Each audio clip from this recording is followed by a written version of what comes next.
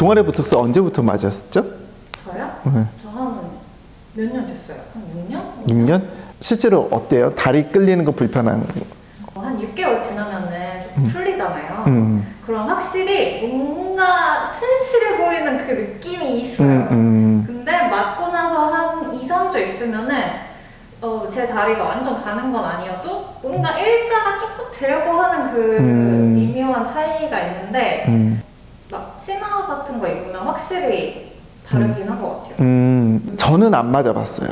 그래서 이거를 종아리 보톡스는 얘기할 때 실제로 어떠셨는지 만족도를 꼭 물어보는 편이거든요. 그래서 만족을 하는 케이스도 있고 변화가 없다는 케이스도 있어요. 안녕하세요, 닥터 뷰티바 남궁욱입니다. 오늘은 종아리 편, 또 이제 여름이 됐으니까 종아리 편을 할 거고요. 종아리 편을 사실은 여러 번 찍었어요.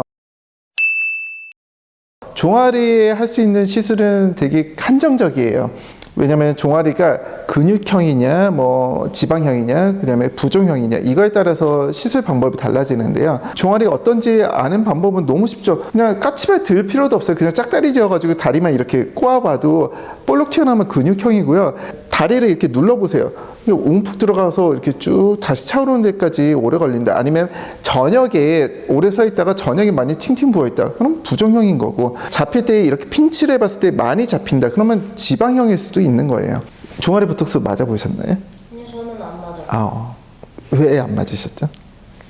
제 생각에 저는 근육형이 아닌 것 같아요. 그래요. 그래요. 맞아요.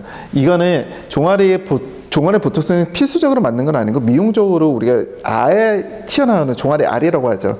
그게 이제 보통 치마 많이 입거나 할 때 그게 조금 보기 조금 좀 싫으신 분들이 이제 맞는 시술이죠.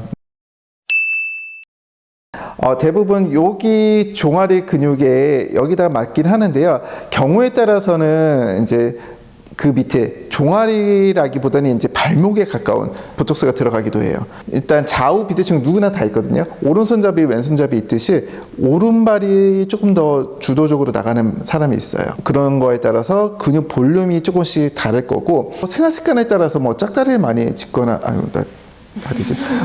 짝다리를 많이 짚거나 뭐 이런 거에 따라서 조금씩 다를 수는 있겠죠. 뭐 뼈 때문에 다른 거는 어쩔 수가 없겠고요. 이런 경우도 있어요. 다리가 약간 바깥쪽으로 휘어져 있는 경우는 안쪽 근육이 좀 더 발달이 될 수가 있거든요. 이런 것도 좀 고민을 해봐야 되겠고요. 옛날에는 사실 저도 뒤에서만 이렇게 했었는데 지금은 할 때 까치발 세워둔 다음에 앞뒤 옆에 이렇게 보면서 디자인을 다시 하기는 해요.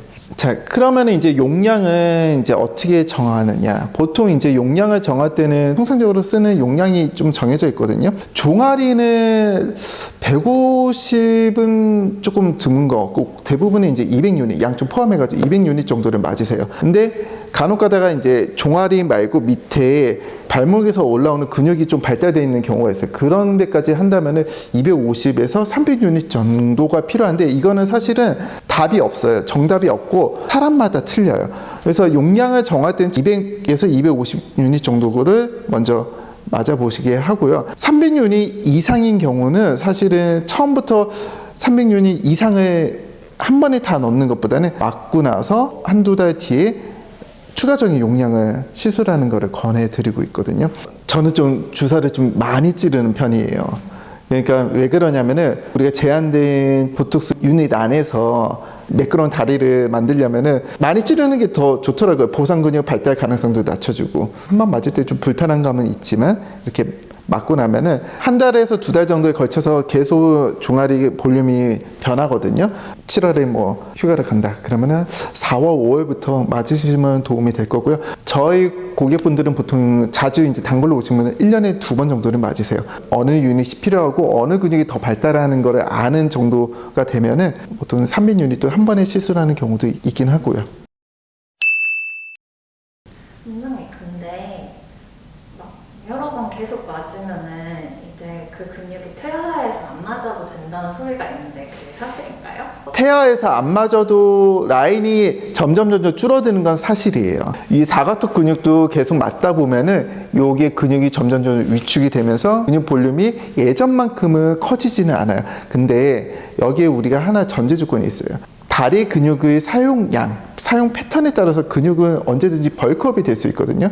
예를 들면은 남자분들이나 여자분들 뭐 열심히 운동했을 때는 근육이 나오다가 안 하면 또 다시 쭈구리가 되잖아요. 굉장히 가변적인 거죠, 상황이. 문진을 잘하고 그다음에 만져보고 어디가 발달되어 있는지 좌우 좌우 이렇게 보면서 시술을 하는 게 더 중요하죠. 없어진다, 그거는 절대 안 없어지죠. 근육이 없어질 리는 없죠. 튀어나온 근육이 위축이 되는 거죠. 종아리 보톡스를 맞으면 안 되는 케이스도 있잖아요. 어떤 거일 것 같으세요? 살밖에 없는 사람? 그것도 맞아요. 근육인 줄 알았는데 알고 봤더니 지방이 많은 분들, 부종이 심하신 분들, 이런 분들은 보톡스 효과가 좀 떨어질 수도 있고요. 보톡스를 맞고 나서 걱정하는 것 중에 하나가 부종이 심하신 분들이 더 부종이 악화되지 않을까 그거거든요. 맞아요. 왜냐하면 종아리 근육은 다리의 심장에서부터 다리까지 왔던 거를 다시 펌프를 짜내주는 역할을 해주거든요. 부종이 심하신 분들은 더 악화될 수가 있어요. 종아리 보톡스를 맞으면서 꼭 종아리 마사지나 아니면은 저희 같은 경우는 체외 충격파는 뭐 튠바디 같은 거를 같이 하는 편이거든요. 그런 것도 같이 하면 도움이 되겠고, 그래서 유닛도 너무 가하지 않게 용량을 좀 조절하는 편이에요. 제가 생각했을 때는 제일 이제 맞지 말아야 되는 케이스 중에 하나는, 저는 이런 기준을 해요. 딱 이제 종아리를 봤는데 하지정맥류가 심하신 분들이 있어요. 그런 분들은 시술을 권하지 않고요. 그 다음에 눌러봐요. 보통 이제 오후에 오셔가지고 다리가 좀 부은 상태에서 눌러보면은 2, 3초 이내에 다시 이제 탁 이렇게 올라오는데, 눌렀는데도 한 몇 초 지나고 나서도 잘 안 올라온다. 그러면은 좀 시술을 권하지 않는 편이에요.